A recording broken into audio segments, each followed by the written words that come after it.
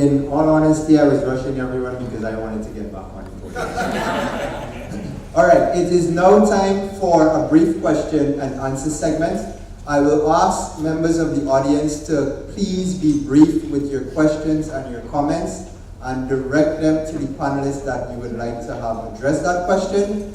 As people are asking questions and commenting, I ask the other audience members to kindly jot down your questions so that way you can be quick and precise as you're asking your question.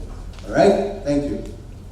And take it away. I guess we have persons with a mic, so you can just indicate by raising your hand, and I guess I'll stay here and direct the show.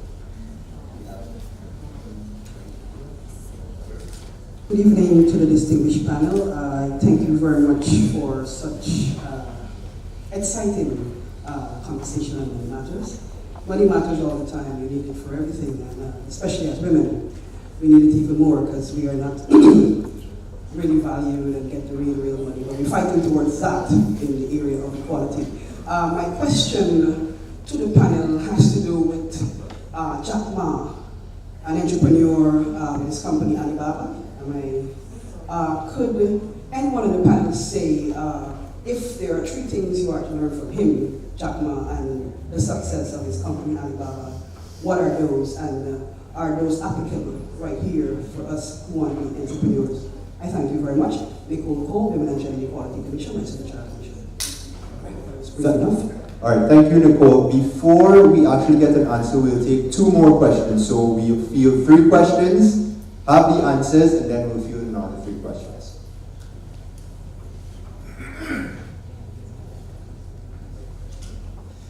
Good evening, everyone. My name is Darnell McFarlane. I'm a student at the University of Guyana. My question to the panel is, we heard much about how we should use our money, how we should save, and how we should try to invest. But what I didn't hear much of is this diversity portfolio that some of the panelists spoke about. What are those investments? Are you saying exactly that we should put our money in, or the type of investments that we should make? What exactly are those investments? That's my question. Good night, everyone. A question to Mr. George Edwards. This might be skipping a few of the more important steps, but for the Guyana Stock Exchange, as a young entrepreneur and hopefully a young investor, what would you say is a reasonable amount of money I would need to invest in the market if I would like to see fair returns? Just my simplistic view on the job, no? But 3 things I would pick up on him right away. One is he is a person that had a very difficult time getting started, and he basically overcame and he developed a business that was extremely successful. He invested in his own country and his own people and his own product, and he created a platform for China that has contributed to China being this global player it is on the consumer side. And I don't know if you follow, most recently, he's actually considering retiring and becoming a teacher. So contentment would be a factor there that I can say this is a guy that knows when he is achieved and can pass on and can share. So that would be my take. I don't know if anyone else wants to comment on that. All right, here's my take on it, and I'm giving you some personal experiences.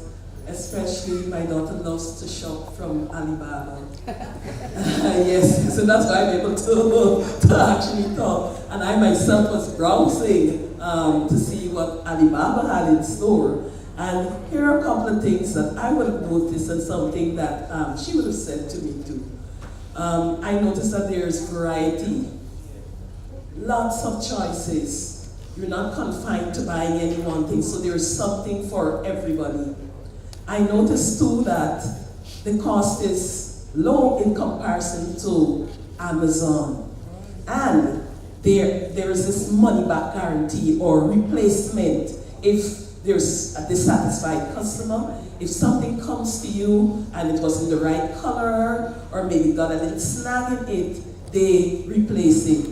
And whilst I was browsing, I noticed that in order to get me to buy, they were telling me, hey, coupons, you got these $3 coupons that you can actually get. And so I would, from my perspective, those would be the things that would attract customers and will cause him to have sales and so be successful.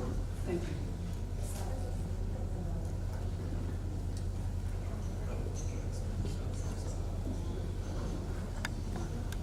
Sure, I think Jack Ma is very, very determined. He applied Harvard 10 times. That takes some incredible perseverance. The other thing is belief in his self-worth. Despite being turned back and turned down repeatedly in several efforts and different things, he recognized the value in what he was trying to create, and he continued to persevere. So for me, perseverance and recognizing your own worth.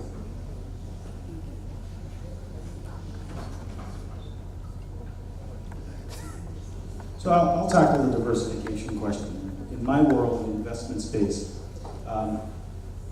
diversification is really all about making sure that when you invest money, it's spread over various sectors, various asset classes. So what does that mean? In Guyana, most people would invest in their home. Right? So you've got concentration risk. All your money is in your home. Something happens, and it's all in one place. The real estate market goes down, you lose your money. So the whole concept of diversification, kind of pooling your assets. So if you have very little money and you want to participate in diversification, you can invest in a pooled product, which is a mutual fund or a unit trust, and they do offer those in Guyana. Some of the banks and the trust company offers that product. And what that portfolio manager will do is he or she will buy into companies in various sectors. So whether it's pharmaceutical, household items, including Jack Ma's company, so they can buy shares in these companies that give you a piece of that. So your investments are in a pool and it's diversified, so you're pooling your money in this mutual fund structure. So there's some very simple ways you can do that, but for an individual, is really looking at where your money is invested and making sure that it's spread out. If we looked at the stock market, and that question is going to come up, it's hard to get full diversification when you only have 15 stocks to buy. But you can do it through a mutual fund structure, and that is offered in Guyana.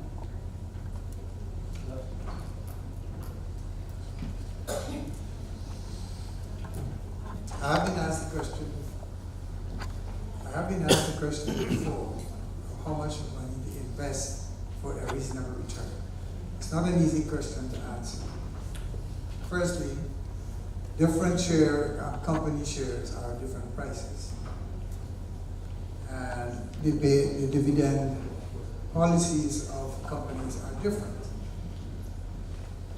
Secondly, you will have to look at your own personal financial position.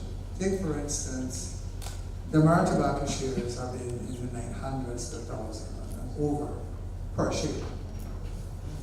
But if you have a small amount of money to buy into, even though the returns have been the highest in the market, if you don't have a lot of money, it will be a tall order for you to invest in, say, the Mara Tobacco shares. But there are other companies that are giving you reasonable returns with low share prices. So some of the things you will need to look at to answer that question for yourself is your personal financial position, your investment horizon, that is how long do you want this, how soon are you looking to recover your money, and of course taking the different share prices and the different returns. You have to take all those things into consideration to decide which one of the companies or a number of companies that you can invest in. And my colleague over here talked about diversification. The gurus always tell you to spread. Somebody said actually don't put all your eggs in one basket. On a spreadsheet. In a spreadsheet. Don't put all your eggs in a spreadsheet. All right, so I can't give you a specific figure, but feel free to drop it into the Gaski and we can talk about it some more. So we bought shares in banks, EIH, for our customers at, I think, about $37 a share about a year and a half ago. Those shares are trading at $80 a share.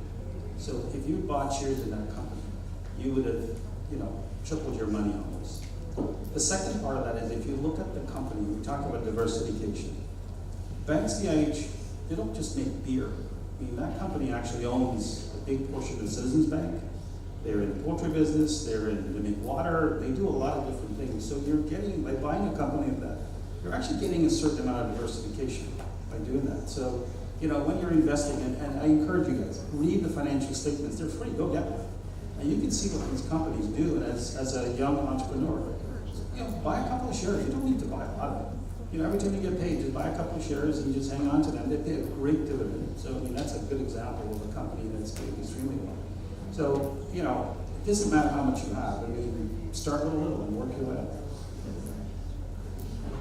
There's just one thing I'd like to add as well, and that is some companies that are listed on the stock exchange, commercial banks for instance, the risks maybe investing in those companies may be lower than other companies, for the simple reason that they are regulated by the Bank of Guyana as well as the Guyana Securities Council. So there are two sets of regulators looking to ensure that they behave honorably towards their shareholders. While there are other companies that are doing well, but they don't have that kind of regulation. All right, I'm hearing about shares and investing in companies and so, but do you know you could also invest in good old government treasury bills? They are less risky, and here's the thing, you're sure to get your money back because they could tax people to give you your money. Good evening. Thanks to the panel for this lively discussion. I'm wondering if anyone in the panel would like to give us some comment on Dr. Clive Thomas's suggestion of making some cash payments to the public generally. Thank you. Another question? Wants real money. You have one more? Good evening, everyone. I'm a student at the University of Guyana, Faculty of Technology and Engineering. My question is on Talks16. What plan would you have to encourage students in the University of Guyana or to capture their minds into invest in the stock exchange? Because the students are... Sorry, could you just repeat the question? Okay. My question to you... Hold the mic closer to you, Mom. My question to you, sir. What plans would you have to encourage students from the University of Guyana to invest in the stock exchange market? When a student starts from the 4th year to the 5th year, if they would invest in that, there will be some bonus at the end of the 5th year. And as they continue, gradually they will have some more of it at the end of 25 years. Thank you. All right.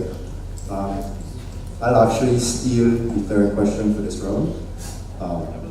As an entrepreneur, I myself have applied for grants from the Small Business Bureau here.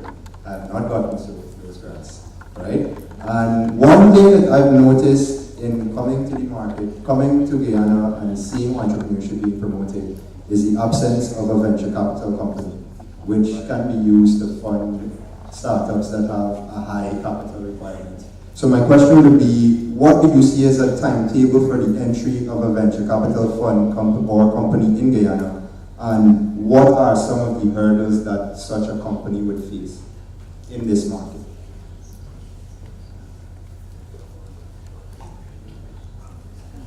And that is the anyone on the panel. Well, I guess it would be more targeted to the members of the stock exchange. Welcome.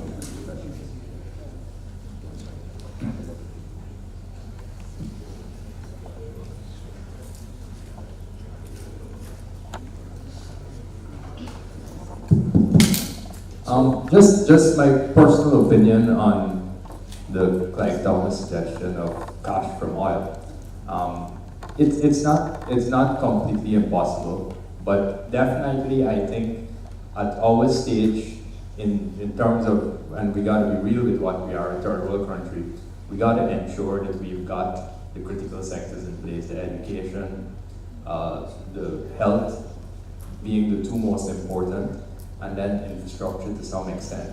But if there was a social method to say, let us help the less fortunate, let us help the old, it should start along that way. It could also be in the form of a simple method, because we talk so much about stock exchange and shares and dividends and everything else, where it wouldn't be far-fetched if every Guyanese had a share in a percentage of let's say a portion of Exxon, and they were given, once you're a Guyanese citizen, this is your share. As it depreciates or pay the dividends, you get it in that simplistic way in terms of a qualification. But it doesn't have to be a cash payout, but it could be a birthright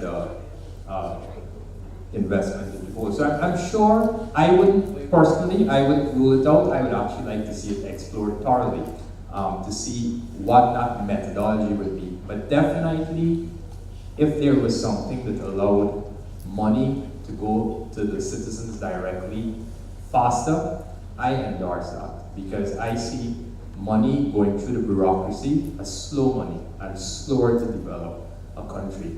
So when people get cash directly or they get an income directly, they may improve their home, they may improve their education, they may look after their health, and it's here and it circulates and it benefits everyone. So I would say I'm not neither for or against, but I'm saying it's something that needs to be thoroughly explored to find a functioning method that could be beneficial to all. Thank you. All right, with regards to whether Clive Thomas's proposition of a payout to citizens, what is my take on it? Here's something that happened. I taught a class in how to use SPSS, and what I did was to give them a mini project to go and do. And one of the questions of the questionnaire was whether the government should actually pay out this money to persons. And another one is, if not, what should it be used for? Many of them did turn to persons. The results for some of them indicated that there was a response that says no, the money should actually be invested in infrastructure, in education, and there was another group that said yes. And when we examined the stats to see those who were saying yes, the gender, it appears that the females were more in favor of this payout to citizens. So if a full-scale research was to actually be done, then we can gather empirical evidence as to what people want, and with regards to this newfound wealth, what we want to have happen with that money. That would be the better route to go, rather than saying, we'll just pay it out to somebody.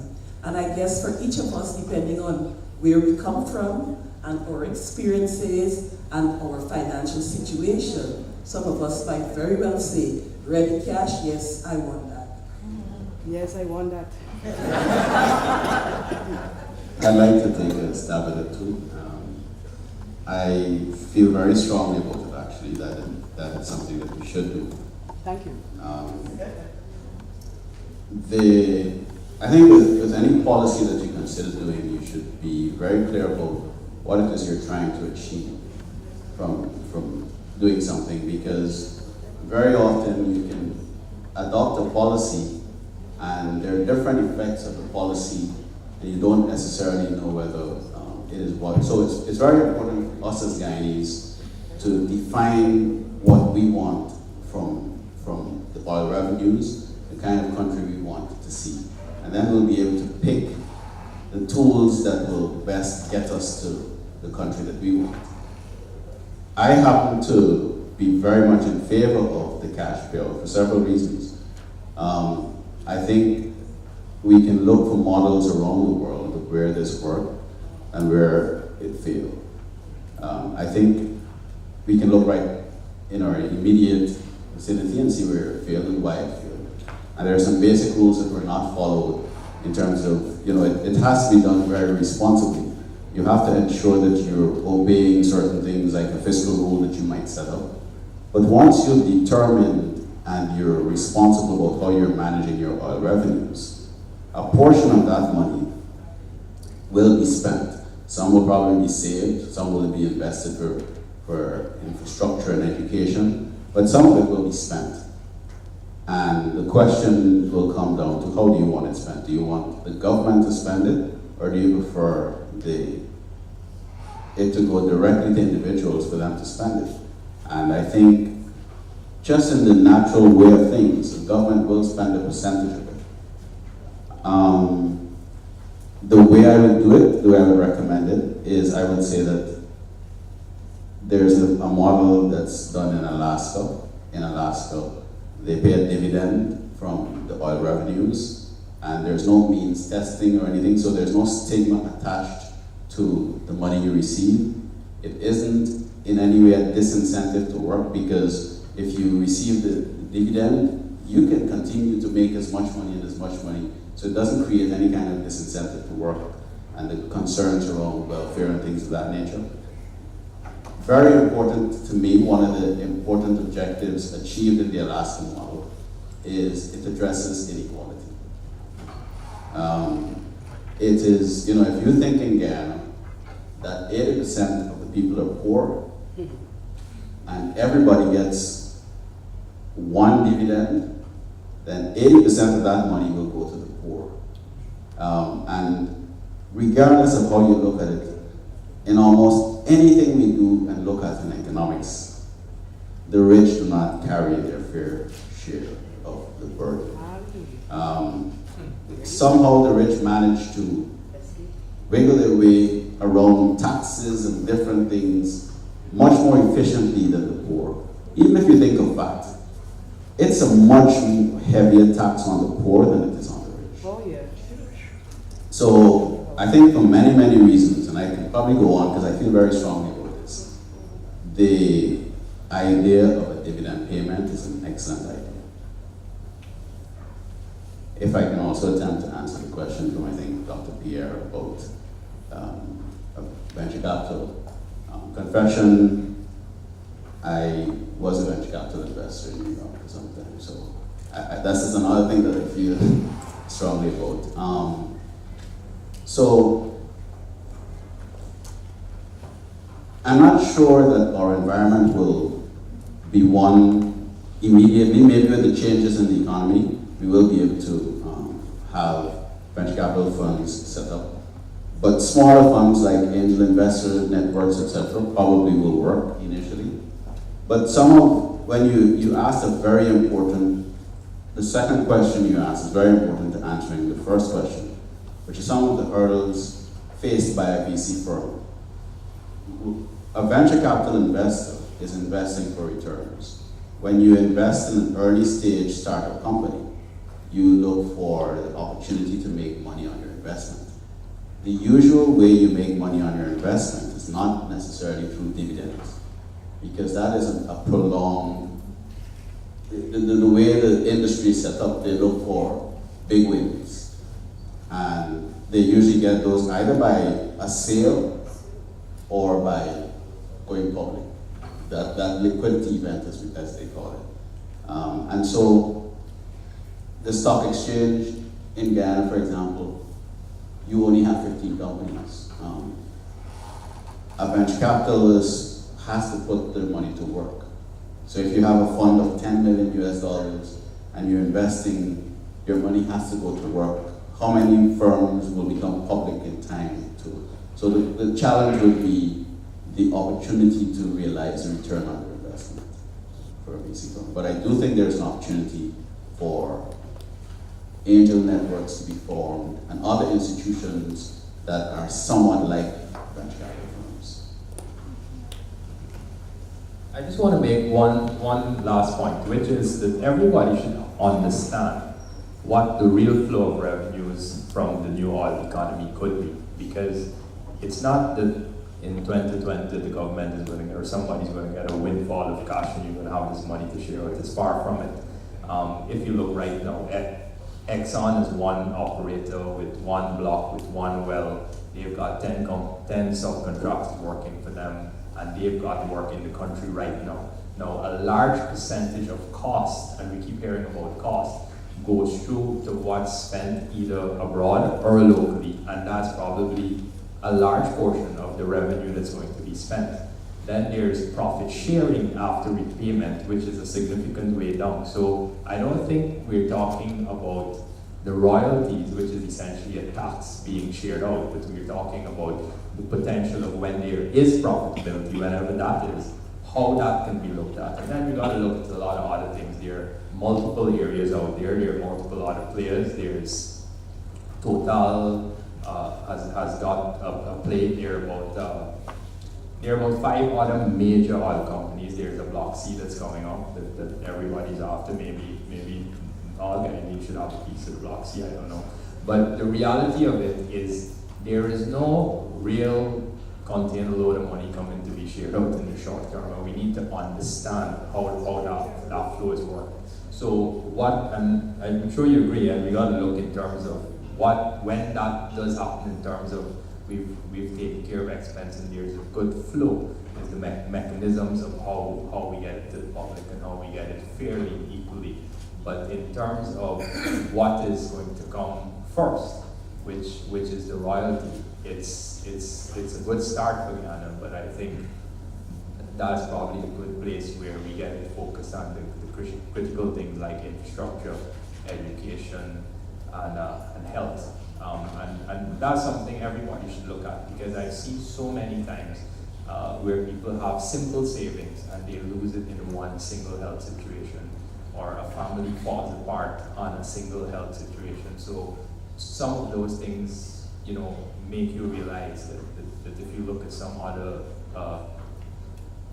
countries and the way the societies work, the insurance type of health scheme system that take care of more than just the basics, so at least you've got that education funds so that you can ensure that everyone has an access to education and not necessarily a loan. Other benefits from oil revenues could be in the form of lower taxation, so you get a bigger chunk of your paycheck. So there are so many different angles that this can be approached at that could create immediate benefits for everyone. But at the end of the day, and you gotta focus on ensuring that you've got a good solid plan, and that includes health as well, in terms of what happens if something goes wrong and you lose your savings. So we should all study, and maybe that's something the university could look at, to really demonstrate how this flow of money is, and how much money are we talking about, and how much money per head are we really talking about, because some of the numbers that I've seen floated are not real, at least in the very short term. But definitely there's no doubt that what we found has significant and real potential to change every single one of our lives. Thank you. All right. Just to make sure we address all these questions, I'll ask Mr. Edwards real quick. How do you plan to have students invest in these stock exchanges? Okay, I'll answer that by telling you what we have been doing to raise awareness of the benefits of investing in the stock market. We have been holding seminars, we have been writing articles in the newspapers. Our website has a number of about 26 articles on how the exchange works. We have been going out to service clubs like the Rotary, the Lions, where we have entrepreneurs to raise. Basically, the problem, I think, is, or part of the problem is a lower level of financial literacy. And we have been going out and talking even to some schools, and I teach part-time at the University of Guyana. And whenever I run my class, I do a session on investment on the Guyana Stock Exchange. We are going to continue to do more of that. I've actually asked or invited other lecturers at the University of Guyana, particularly the ones who are teaching in business, that I am always available to go and do presentations on the stock market and again, stock exchange. One of the things I also mooted to Professor Leland Lucas, the head of SEBI, was that we can run a game, a simulation game, and I think they are done around the world, where students may be given some virtual money, and they are and then told, look, this is the Guyana Stock Exchange. At this point in time, we have so much money. You to make some investments, and at the end of say 6 months, 9 months, or whatever time frame that is set, then you look and see how your portfolio has progressed or regressed. And maybe with the help of some of the companies listed in the stock exchange, we may be able to ask them to maybe put up prizes so that the best, maybe first 3 teams in the games could be rewarded either by some cash or maybe shares in their companies. All right, thank you. And for the members of the audience who did not get a chance to ask a question, I remind you again, these sessions are all about facilitating meaningful dialogue. So I do encourage you to meet one of the panelists afterwards and pitch your question again, pitch your comment, and facilitate this conversation further. I wish to thank all of the guests here, the organizers, for having me as the moderator, and I would like to invite Ms. Defta Ramru to give a final vote of thanks. Thank you.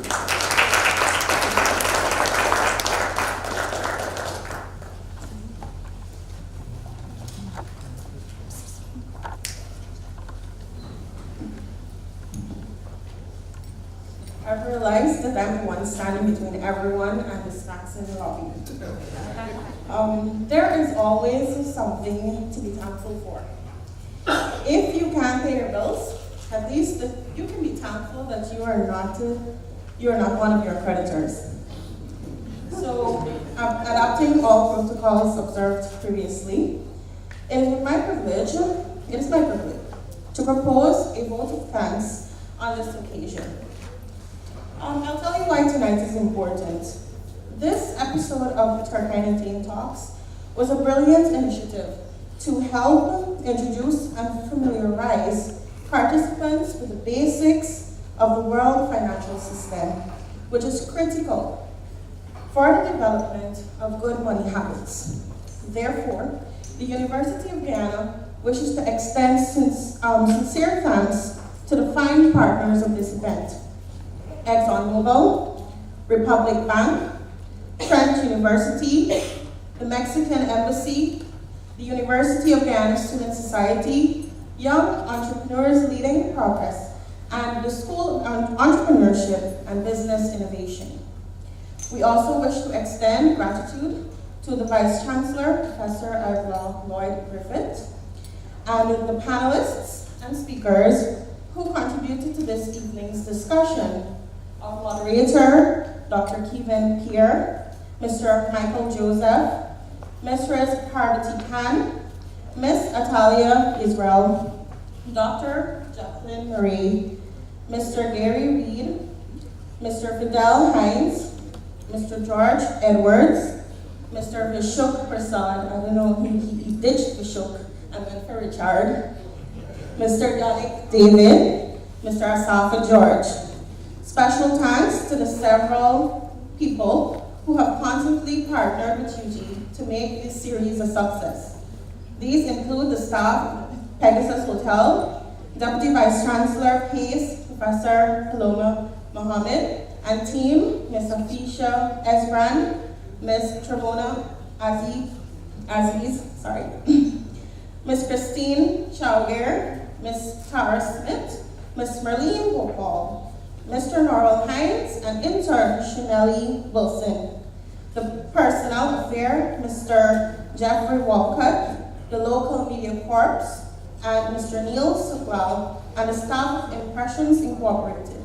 We are so grateful for the work of those members of the university community who serve as ushers And to you, the civil society participants who graced us with your presence and ideas from the floor and online, we say gracias, obrigado, thank you.